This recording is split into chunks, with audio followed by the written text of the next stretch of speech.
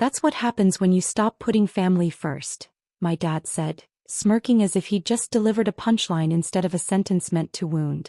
The room laughed softly. Not all of them. Just enough to make the silence around me feel deliberate. My daughter sat cross-legged on the carpet. The torn gift bag collapsed in her hands like it had already given up.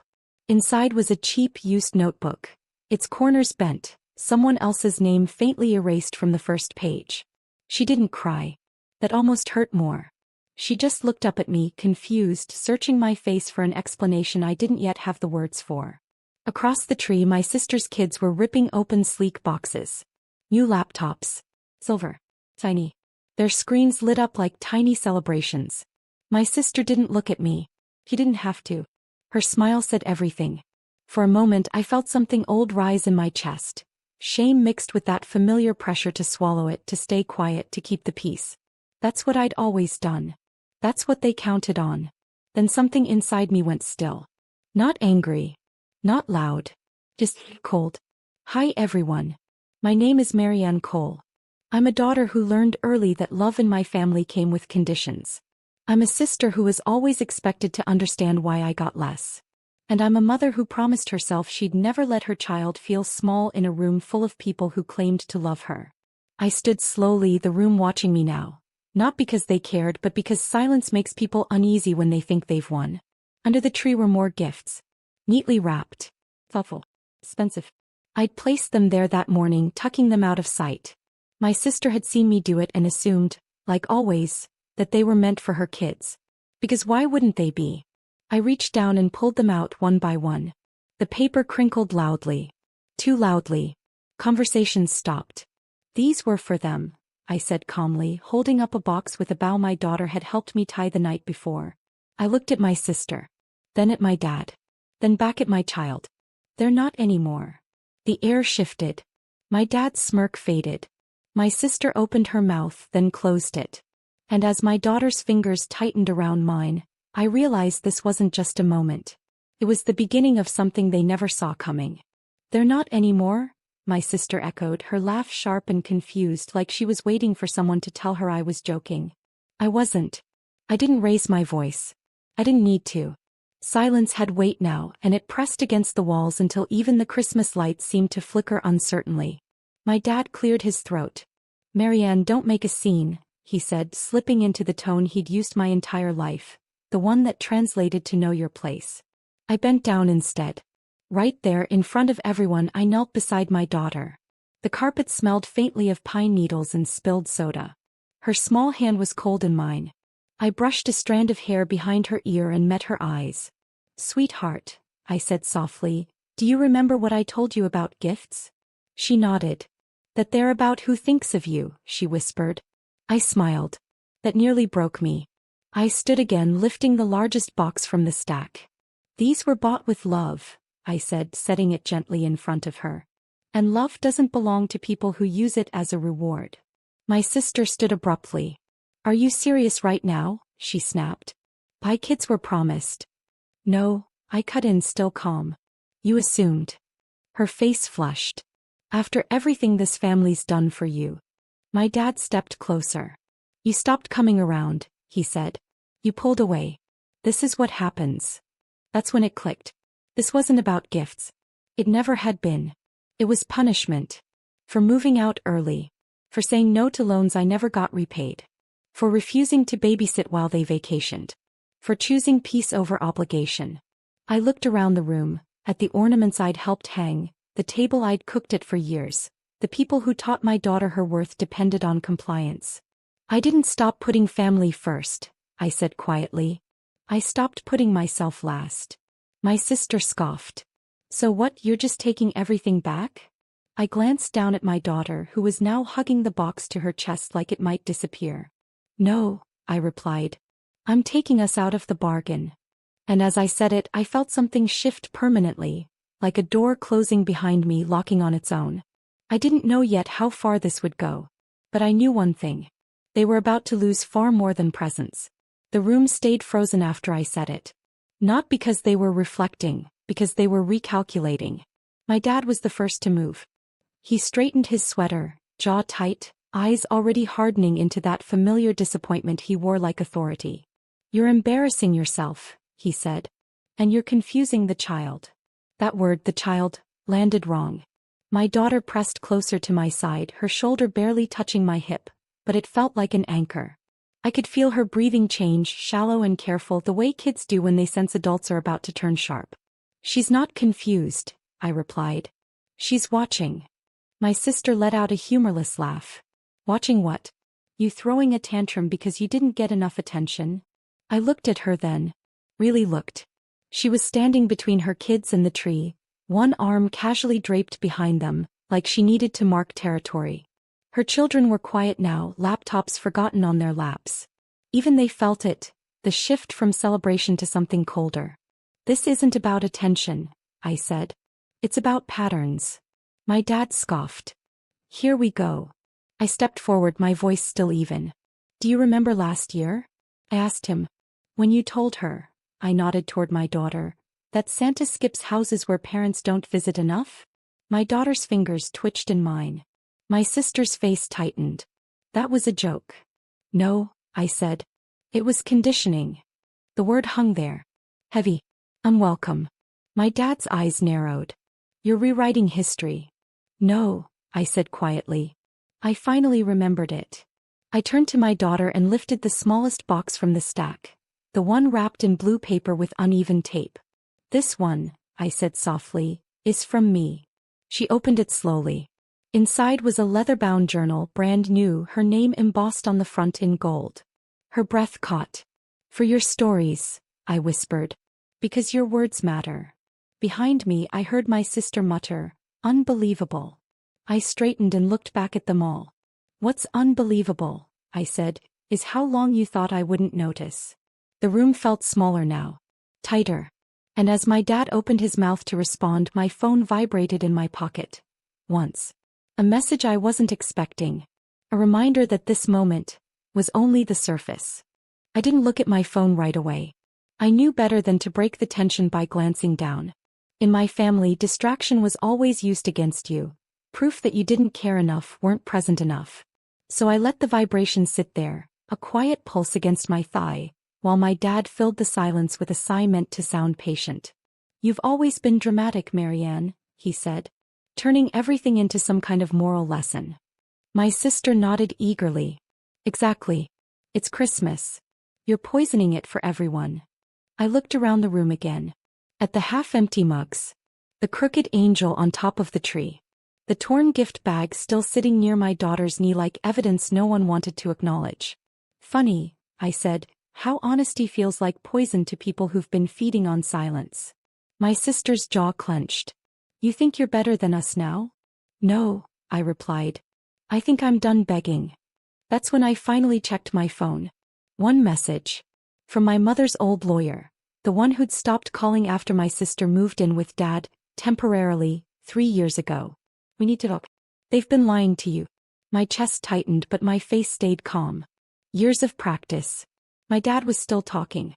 "You walked away from this family. You don't get to come back in." "I didn't walk away," I interrupted.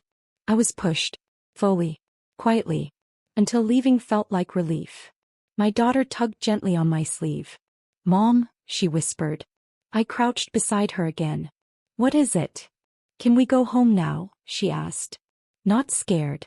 Just finished. I stood, gathering our coats, the remaining gifts tucked under my arm. No one moved to stop me. They were too busy being offended. At the door I turned back once. "You taught me that love had to be earned," I said. Tonight I finally stopped trying.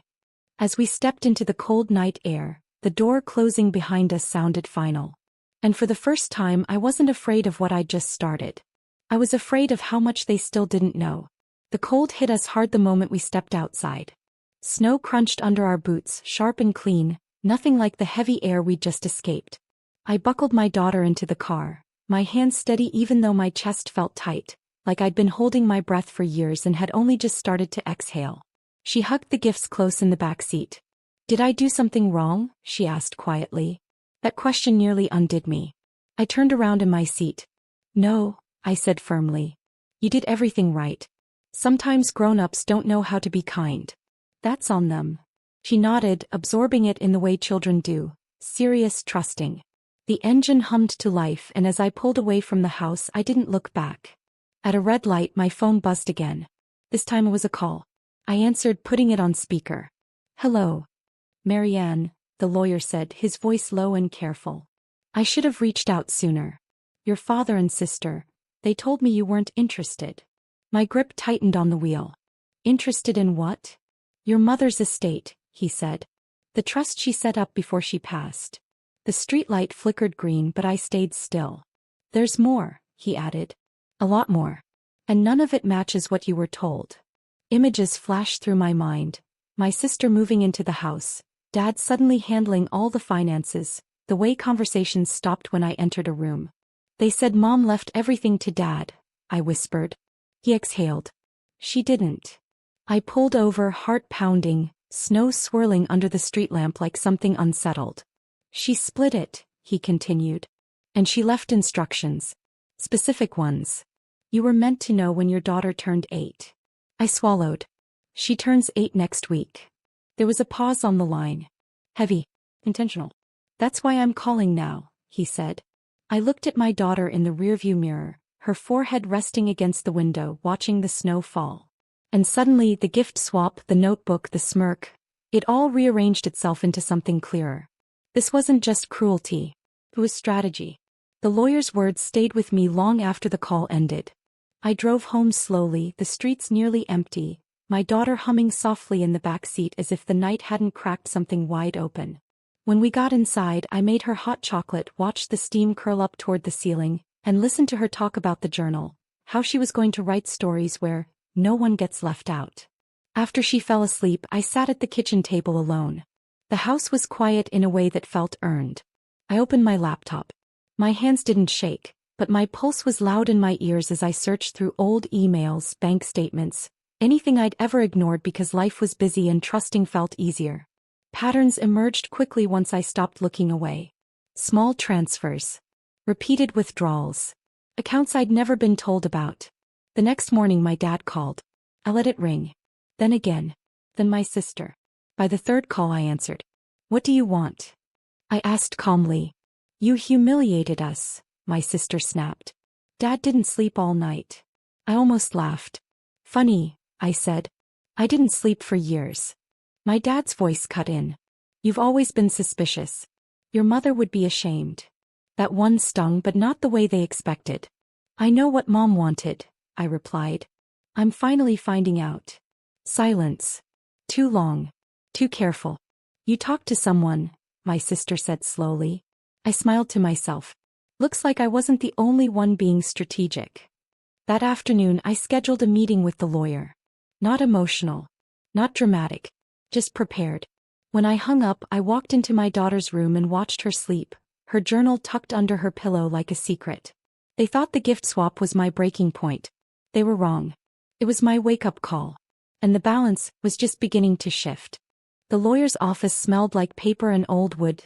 Serious, unromantic, exactly what I needed. I sat across from him while documents slid across the desk, each page undoing a lie I'd been raised on. My mother hadn't been vague.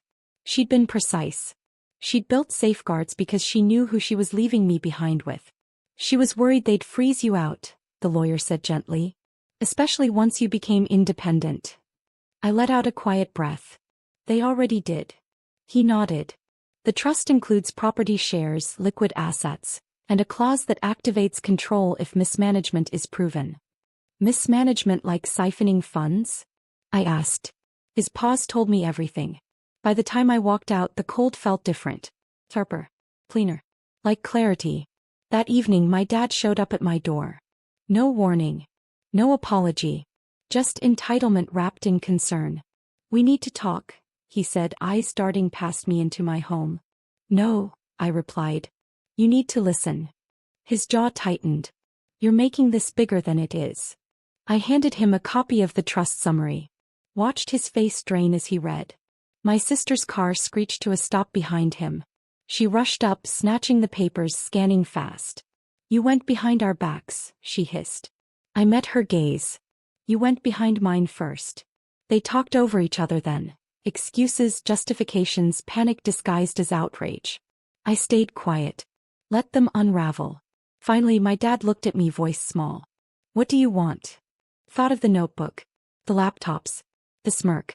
I want what was meant for us, I said. And I want distance. I closed the door gently. Not slammed. Not dramatic. Just final. And in that quiet I felt something settle. Justice arriving without noise. The weeks that followed were quiet. Not the awkward, brittle quiet my family used to weaponize, but a calm, steady kind that made room for breathing. The lawyer handled what I no longer had to explain. Audits were opened. Accounts were frozen. The trust clauses did exactly what my mother designed them to do. Without confrontation. Without shouting. Without me needing to beg for truth. My sister stopped calling first. Then my dad. When they did reach out, their messages were careful, clipped, stripped of authority. For the first time in my life, they spoke to me like someone who couldn't be controlled. I didn't respond. Instead, I focused on us. I watched my daughter write in her journal every night, her handwriting growing steadier, her stories braver. I enrolled her in a program she'd been quietly dreaming about. One I'd once been told was too much to ask for. On her 8th birthday, we didn't go to a big family house. We stayed home. There was a cake with uneven frosting. Candles that burned too fast. Laughter that didn't feel earned through obedience. That night, after she fell asleep, I took out the old used notebook from the gift swap. The one meant to humiliate her. I tore out every page, slow and deliberate, and recycled it. Then I placed her leather-bound journal on the shelf where she could always reach it. My dad tried once more. A voicemail. Apologetic in tone, empty in substance. We should talk, he said. For the sake of family. I deleted it. Family, I learned, isn't who sits around a tree counting what you're worth. It's who protects your dignity when no one's watching. And when I pulled those gifts out from under the tree that night, I wasn't taking something away. I was choosing who would never have to earn love again.